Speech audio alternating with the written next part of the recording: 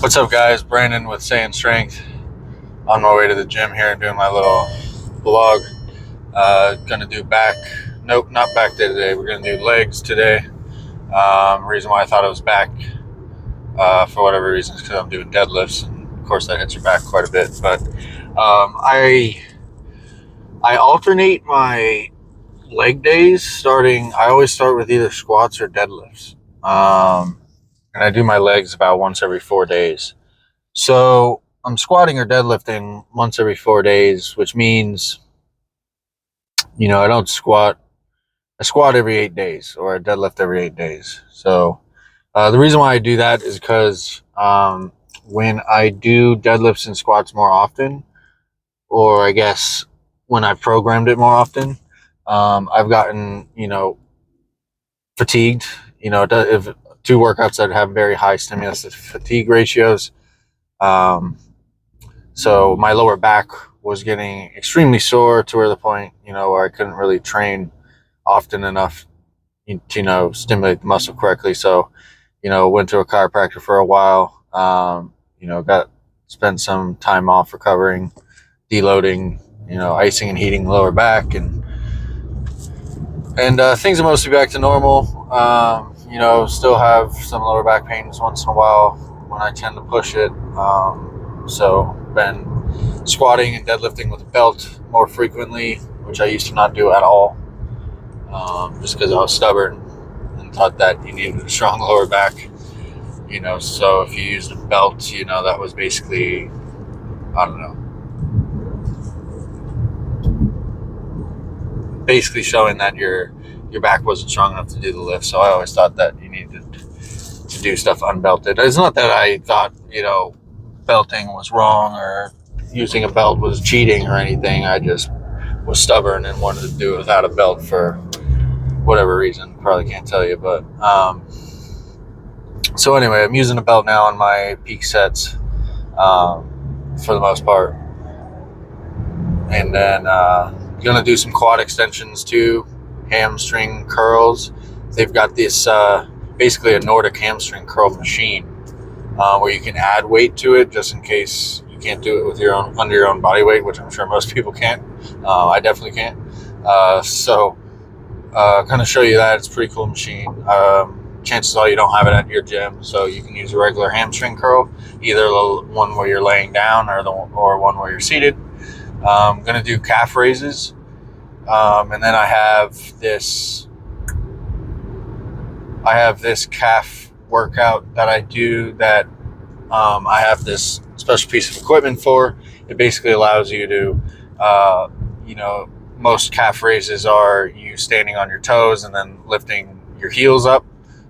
The other way to train your calves in the front of the muscle that's on your shin there, is to bring your toes towards your shin. So extend your toes all the way out, like if you were, standing on your toes in a seated position, and then you curl your toes to your shin. Obviously, that's very easy, but if you have this piece of equipment, you can add some weight to it and make it more difficult. I feel like it's been rounding out my calves quite a bit, like making the front of my shin, have that muscle there is getting bigger, starting to pop out more. So I feel like it's just a workout that a lot of people don't do that could kind of make you stand out, from the crowd. So something I'll be showing you guys, and then be doing the hip abduction thing.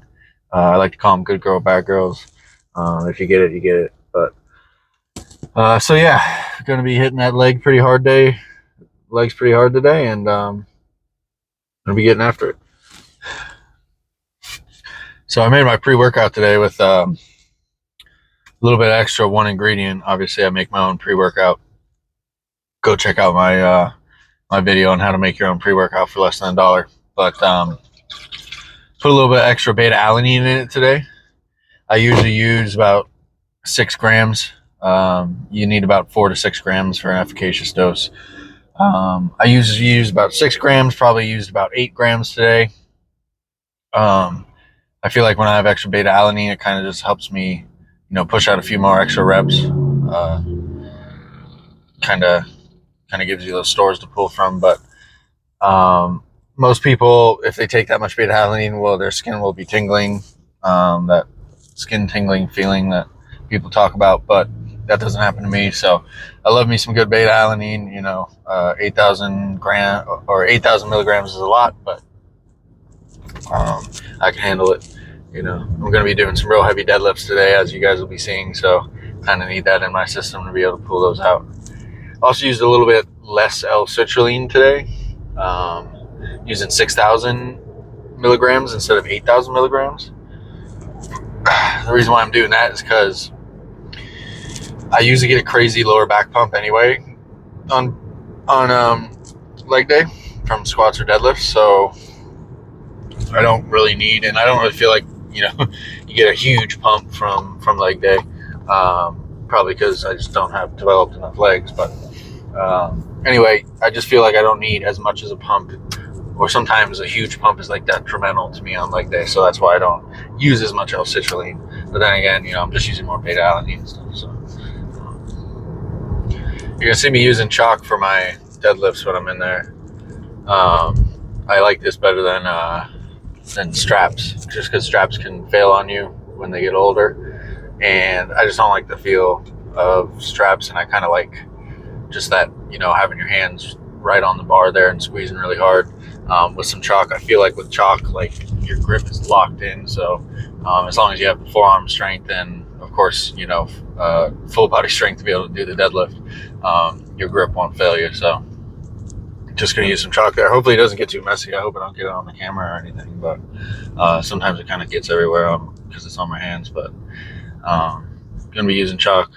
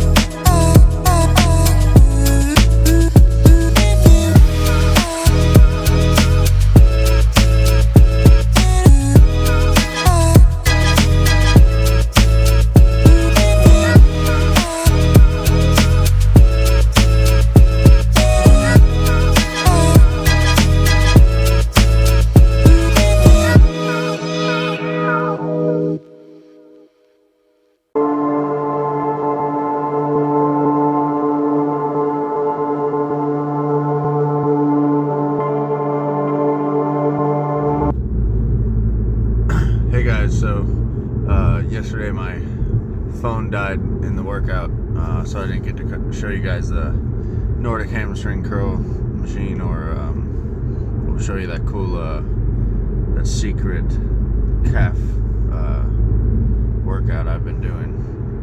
So if you want to see that, make sure you tune in the next leg day. Get to see some workouts, get to see a calf workout that nobody else is doing that you can do, to make those extra calf gains, man. So I'm just on my way to work now. I also at the end of that workout did 2 hip abduction workouts, the good girl, bad girls. You spread open your legs and your hips and everything on the machine. Those are really good for helping you stabilize for your deadlifts and squats, so you don't want to miss out on those. But yeah, just gonna get that video out for you guys. It'll be short because I also the video wasn't recording when I was doing my warm-up sets for deadlifts, so you'll just see my peak sets for deadlifts, and then quad extensions and calf raises, and yeah, pretty much everything else didn't get recorded because my phone died. So you'll be able to see that, and make sure you tune in for next leg day. We'll be doing squats and everything else, so you'll be able to catch it then. Thanks, guys.